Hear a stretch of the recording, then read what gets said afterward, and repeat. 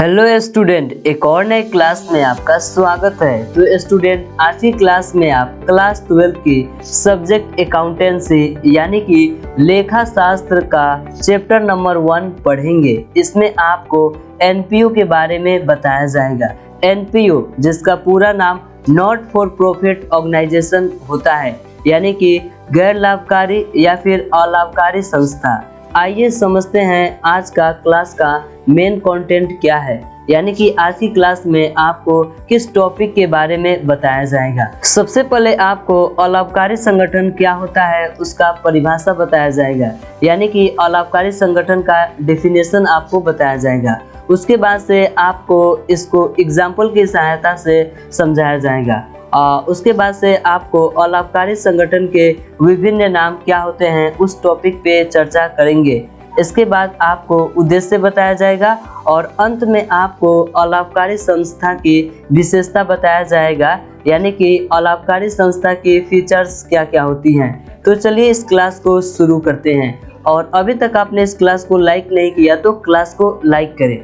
चलिए समझते हैं अलाभकारी या फिर लाभकारी संगठन होता क्या है। तो ऐसी संस्थाएं या संगठन जिसकी स्थापना लाभ कमाने के उद्देश्य से नहीं की जाती हैं, बल्कि समाज का कल्याण व अपने सदस्यों को एक निश्चित सेवा प्रदान करने के लिए होती है, तो उसे हम अलाभकारी या फिर लाभकारी संगठन कहते हैं। यानी कि वैसी संस्थाएं जिनकी स्थापना करने का मेन उद्देश्य प्रॉफिट कमाना नहीं होता है, बल्कि अपने सदस्यों और समाज का कल्याण करना होता है, तो उसे हम अलाभकारी संस्था कहते हैं, यानी कि NPO, not for profit organisation.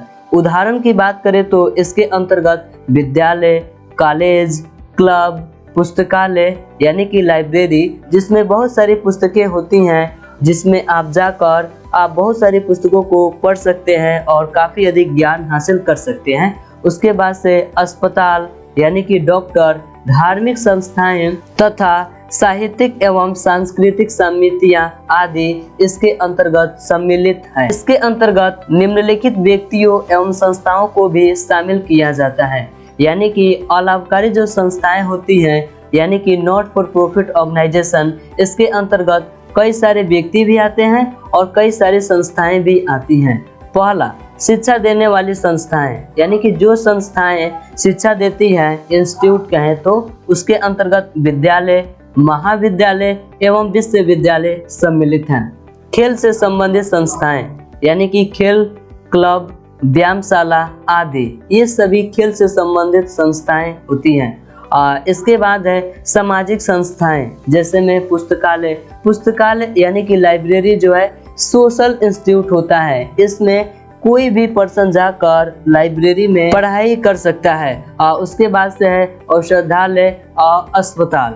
Next है पेशेवर संस्थाएं, जैसे कि मेडिकल काउंसिल, भारतीय चार्टर्ड अकाउंटेंट संस्थान, चेंबर ऑफ कॉमर्स, शिक्षक संघ, बैंकर्स एसोसिएशन आदि, ये सभी पेशेवर संस्थान के अंतर्गत आते हैं। इसके बाद से है पेशेवर व्यक्ति, जैसे कि अंकेक्षक यानी कि ऑडिटिंग, उसके बाद अभियंता, वकील, आर्किटेक्ट तथा डॉक्टर इसके अंतर्गत सम्मिलित होते हैं। आई होप कि आपको समझ में आ गया होगा। इसके बाद समझते हैं अलाभकारी संगठन के विभिन्न नाम। ऐसे तो अलाभकारी संगठन के बहुत सारे नाम होते हैं, काफ़ी स्टूडेंट कंफ्यूज हो जाते हैं। कहीं पे आपको एनपीओ लिखा हुआ मिले तो आप समझ जाएं इसका पूरा नाम नॉट फॉर प्रॉफिट ऑर्गेनाइजेशन होता है। यह भी अलाभकारी संगठन का ही नाम है। यहाँ पे दिया गया है अलाभकारी संगठन के विभिन्न नाम, जैसे कि गैर लाभकारी संगठन, लाभ न कमाने वाली संस्था, गैर व्यापारिक संस्था तथा एनजीओ और एनपीओ है। तो ये सभी अलाभकारी संगठन के अन्य नाम हैं, इसे आप याद कर लें। कहीं पर भी इनमें से कोई नाम मिले तो आपको कंफ्यूज बिल्कुल भी नहीं होना है। नेक्स्ट टॉपिक है अलाभकारी संगठन के उद्देश्य। ऐसी संस्थाएं यानी कि एनपीओ यानी कि नॉट फॉर प्रॉफिट ऑर्गेनाइजेशन के निम्नलिखित उद्देश्य होते हैं, जो कि नीचे इस प्रकार से दिए गए हैं। पहला इसका उद्देश्य, लाभ न कमाने वाली संस्था का मुख्य उद्देश्य अपने सदस्यों का कल्याण करना होता है। ये सभी संस्थाएं ऐसी होती हैं जिनकी स्थापना करने का मेन उद्देश्य प्रॉफिट कमाना नहीं होता है, बल्कि इनका मेन उद्देश्य होता है अपने सदस्यों का कल्याण करना। दूसरा, समाज का कल्याण करना एवं समाज की सेवा तथा लाभ पहुंचाना होता है। इसके बाद से है दूसरा पॉइंट, ऐसी संस्था का उद्देश्य लोक कल्याण में वृद्धि करना, धर्म, शिक्षा, स्वास्थ्य, साहित्य आदि के उन्नयन एवं चेतना में वृद्धि बिना लाभ के उद्देश्य से करना होता है। इनको किसी भी तरह का स्वार्थ नहीं होता है, निस्वार्थ भाव से ये लोगों की मदद करते हैं। तीसरा है यहाँ पे निस्वार्थ भाव से लोगों की मदद करना।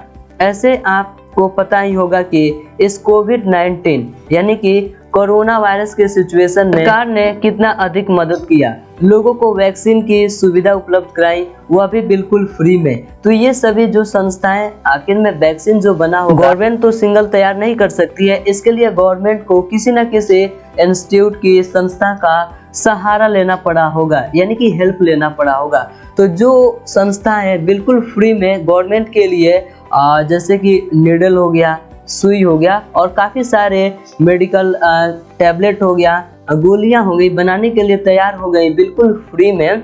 तो वैसी संस्थाओं को NPO यानी कि नॉट फॉर प्रॉफिट ऑर्गेनाइजेशन के अंतर्गत शामिल किया जाता है। तो इनका मेन उद्देश्य ये होता है कि निस्वार्थ भाव से लोगों की मदद करना।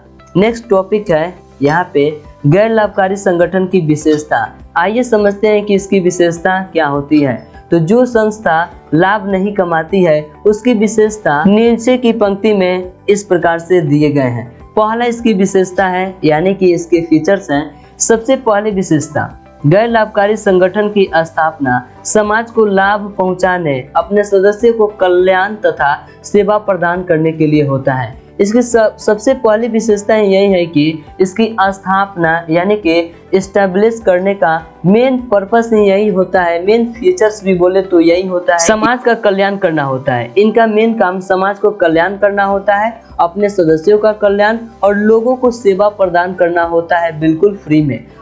दूसरी विशेषता है यह संस्थाएं धर्म, शिक्षा जैसे कि स्कूल, कॉलेज, खेलकूद, कला, संस्कृति के प्रचार प्रसार एवं प्रोत्साहन के लिए भी कार्य करते हैं। तीसरी विशेषता है अलाभकारी संगठनों का आय का मुख्य स्रोत, यानी कि ये जो संस्थाएं होती हैं इनको भी ये जितने भी कार्य होते हैं लोगों की मदद करना है, जैसे कि कोविड-19 में निडल बनाना हो, लोगों की हेल्प करने, काफ़ी कुछ हेल्प संस्थाएं ने किया, तो उसके लिए भी पैसे की आवश्यकता पड़ेगी। बिना मनी के तो कुछ भी पॉसिबल नहीं है। तो अलाभकारी संगठन जो होती है उनका इनकम का मेन स्रोत की बात करें तो दान यानी कि डोनेशन होता है, डोनेशन, चंदा, सब्सक्रिप्शन, सरकार से सहायता आदि होता है। यूँ कहे तो अलाभकारी संगठनों का जो इनकम सोर्स होता है वह डोनेशन से मिलता है, सब्सक्रिप्शन से मिलता है और सरकार भी उनको फंडिंग देती है। और नेक्स्ट पॉइंट है इन संस्थाओं के अधिशेष यानी कि सरप्लस को सदस्यों में बांटा नहीं जा सकता है, यानी कि जो भी पैसा, मान लीजिए कि इंस्टीट्यूट है, इंस्टीट्यूट यहाँ पे ऑर्गेनाइजेशन है, तो इसमें लोगों ने डोनेशन किया और सब्सक्रिप्शन भी दिया, तो काफ़ी सारे इसमें पैसे जो हैं इकट्ठा हो गए। पैसे क्या हो गए? इकट्ठा हो गए। अब ऐसा नहीं है कि इस पैसे को इसके अंतर्गत जितने भी सदस्य हैं, इसमें मेंबर होते हैं, उनमें सरप्लस को बांटा जाए, यानी कि कोई कंपनी जो है, संस्था जो है, सॉरी कंपनी नहीं बोलेंगे, संस्था जो है किसी की मदद कर दी, मदद करने के पश्चात भी मान लीजिए कि उनके पास 1 लाख का कैपिटल शेष बच जाता है, तो यह ऐसा नहीं कर सकते हैं कि इस 1 लाख को जो शेष बचा है उसको अपने मेंबर में सरप्लस जो है उसको डिस्ट्रीब्यूट कर लें, ऐसा नहीं कर सकते हैं, बल्कि इसे संस्था के पूंजी कोष में जोड़ दिया जाता है। आई होप कि आपको समझ में आ गया होगा। इस वीडियो को लाइक करें, चैनल पे पहली बार आए तो चैनल को सब्सक्राइब कर लें ताकि इस चैनल पर जो भी नया वीडियो अपलोड हो उसका नोटिफिकेशन सबसे पहले आपको मिल जाए। फ्री में तैयारी करना चाहते हैं तो www.commercehindi.in पर विजिट करें।